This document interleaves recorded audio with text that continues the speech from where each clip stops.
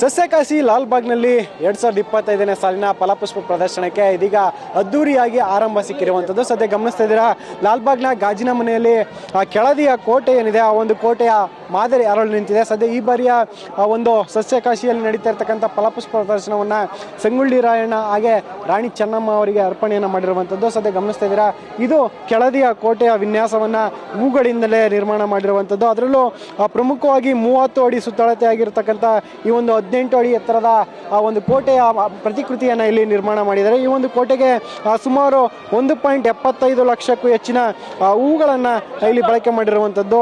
ಇನ್ನು ಗಮನಿಸ್ತಾ ಇದ್ದೀರಾ, ಈ ಒಂದು ಜಾಗದಲ್ಲಿ ಅಂದರೆ ಗಾಜಿನ ಮನೆ ಏನಿದೆ ಇದರ ಒಳಭಾಗದಲ್ಲಿ ಸುತ್ತವೂ ಕೂಡ ಭಿನ್ನ ವಿಭಿನ್ನವಾದ ಹೂಗಳಿಂದ ಅಲಂಕಾರವನ್ನು ಮಾಡಿರುವಂಥದ್ದು. ಜೊತೆಗೆ ಕಿತ್ತೂರು ರಾಣಿ ಚೆನ್ನಮ್ಮ ಅವರ ಸಾಧನೆ ಆದಿ ಏನಿತ್ತು ಅದನ್ನು ಬಿತ್ತರಿಸುವಂತಹ ಒಂದಷ್ಟು ಚಿತ್ರಗಳನ್ನು ಕೂಡ ಮಾಹಿತಿಯನ್ನು ಕೂಡ ಇಲ್ಲಿ ಅಳವಡಿಕೆ ಮಾಡಿರುವಂಥದ್ದು. ಜೊತೆಗೆ ಅದರ ಕೆಳಭಾಗದಲ್ಲಿ ಬೇರೆ ಬೇರೆ ಮಾದರಿಯ ಸೇವಂತಿಗೆ ಹೂಗಳು ಹಾಗೆ ವಿವಿಧ ಅಲಂಕಾರಿಕ ಹೂಗಳನ್ನು ಕೂಡ ಇಲ್ಲಿ ಇಟ್ಟಿರುವಂಥದ್ದು. ಒಟ್ಟು 9 ಲಕ್ಷಕ್ಕೂ ಹೆಚ್ಚು ಹೂಗಳನ್ನು ಈ ಒಂದು ಫ್ಲವರ್ ಶೋನಲ್ಲಿ ಬಳಕೆ ಮಾಡಲಾಗಿರುವಂಥದ್ದು. ಅದರಲ್ಲೂ ಪ್ರಮುಖವಾಗಿ ಬೇರೆ ಬೇರೆ ಒಂದು ಜಾತಿಯ ಒಂದು ತಳಿಗಳೇನಿದೆ ಆ ಒಂದು ಹೂಗಳನ್ನು ಇಲ್ಲಿ ಪ್ರದರ್ಶನ ಮಾಡಿದ್ದಾರೆ. ಜೊತೆಗೆ ಇದು ಕಿತ್ತೂರು ಸಂಸ್ಥಾನದ ರಾಜಗುರು ಏನಿದ್ರು ಪ್ರಭು ಸ್ವಾಮಿಗಳು ಅವರ ಒಂದು ಪ್ರತಿಮೆಯನ್ನು ಕೂಡ ಇಲ್ಲಿ ಅನಾವರಣ ಮಾಡಿರುವಂಥದ್ದು. ಅಂದರೆ ಈ ಬಾರಿಯ ಥೀಮ್ ಏನಿದೆ ಇದು ಕಿತ್ತೂರು ಸಂಸ್ಥಾನ ಹಾಗೆ ಸಂಗೊಳ್ಳಿ ರಾಯಣ್ಣ ಅವರ ಒಂದು ಜೀವನ ಸಾಧನೆಯ ಬಗ್ಗೆ ಇರೋದ್ರಿಂದ ಅವರ ಪ್ರತಿಕೃತಿಗಳನ್ನು ಕೂಡ ಇಲ್ಲಿ ಮಾಡಿರುವಂಥದ್ದು. ಸದ್ಯ ಗಮನಿಸ್ತಾ ಇದ್ದರೆ ಇದು ಸಂಗೊಳ್ಳಿ ರಾಯಣ್ಣ ಅವರ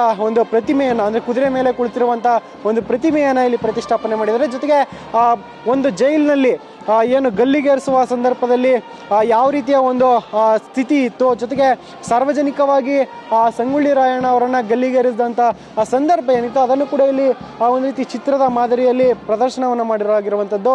ಜೊತೆಗೆ ಇಲ್ಲಿ ಅದರ ಸುತ್ತಮುತ್ತ ಕೂಡ ಸಾಕಷ್ಟು ಬಗೆಯ ಹೂಗಳಿಂದ ಅಲಂಕಾರವನ್ನು ಮಾಡಿದ್ದಾರೆ. ಜೊತೆಗೆ ಈ ಒಂದು ಜಾಗದಲ್ಲಿ ಸಾರ್ವಜನಿಕವಾಗಿ ನಂದಗಡದಲ್ಲಿ ಏನು ಗಲ್ಲಿಗೇರಿಸುವ ಕೆಲಸ ಆಯಿತು ಆ ಒಂದು ಮಾಹಿತಿಯನ್ನು ಕೂಡ ಇಲ್ಲಿ ಅಳವಡಿಕೆಯನ್ನು ಮಾಡಿರುವಂಥದ್ದು. ಜೊತೆಗೆ ಗಮನಿಸ್ತಾ ಇರ್ಬೋದು, ಸಾಕಷ್ಟು ಒಂದು ವಿವಿಧ ಬಗೆಯ ಹೂಗಳನ್ನು ಕೂಡ ಇಲ್ಲಿ ಒಂದು ಪ್ರದರ್ಶನಕ್ಕೆ ಇಟ್ಟಿರುವಂಥದ್ದು. ಅದರಲ್ಲೂ ಪ್ರಮುಖವಾಗಿ ಬೇರೆ ಬೇರೆ ರಾಜ್ಯಗಳಿಂದ ಬಂದಂಥ ಹೂಗಳೇನಿತ್ತು ಆ ಒಂದು ಹೂಗಳನ್ನು ಅಲಂಕಾರಕ್ಕೆ ಇಲ್ಲಿ ಬಳಸಿರುವಂಥದ್ದು. ಹಸಿರು, ಬಿಳಿ ಹಾಗೆ ಪಿಂಕ್ ವರ್ಣದ ಡಚ್ ಗುಲಾಬಿ ಹೂಗಳು ಹಾಗೆ ಬೇರೆ ಬೇರೆ ತಳಿಗಳಾದಂಥ ಹೈಬ್ರಿಡ್ ಸೇವಂತಿಗೆ ಹೂಗಳು, ಕೋಲ್ಕತ್ತಾ ಸೇವಂತಿಗೆ ಹೂವು ಸೇರಿದಂತೆ ಬೇರೆ ಬೇರೆ ಹೂಗಳನ್ನು ಕೂಡ ಇಲ್ಲಿ ಪ್ರದರ್ಶನಕ್ಕೆ ಇಟ್ಟಿದ್ದಾರೆ. ಒಟ್ಟು 150 ಜನ ಪರಿಣಿತ ಕಲಾಕಾರರು ಏನಿದ್ದಾರೆ ಅವರ ಒಂದು ಕೈಚಳ